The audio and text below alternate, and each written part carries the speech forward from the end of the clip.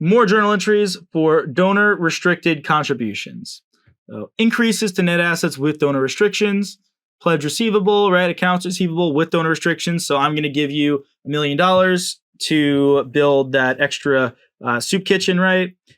Well, part of it might not be collectible based on your estimate, right? Based on your 15%, like we just saw on that past example. And then we're going to credit donor restricted support.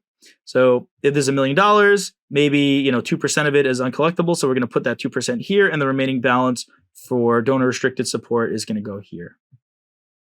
After the pledge receivable is collected and when the money is spent on its restricted purpose, which is the additional soup kitchen, net assets with donor restrictions will be reduced. And our journal entry here, reclassification, satisfaction of donor restriction, we credit cash with donor restrictions.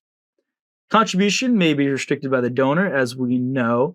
Donor-imposed restrictions limit use of contributed assets, recognized as revenues, gains, other support in period received, and as assets, right? These are going to be decreases of liabilities, expenses, depending on the form of benefits received. Maybe they say, you don't really see this, but they could also say, we're not going to give you $1 million in cash. We're going to pay down $1 million of your debt.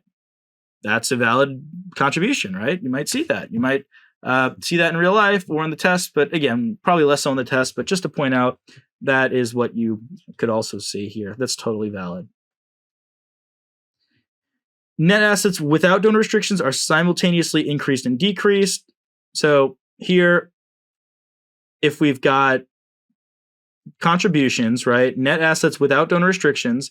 So if at the same time we receive 500,000 and we use up 500,000, well, cash without donor restrictions is going to go up by 500, and maybe we use some of it, right? So immediately as we get it, we use it. So we receive $1 million.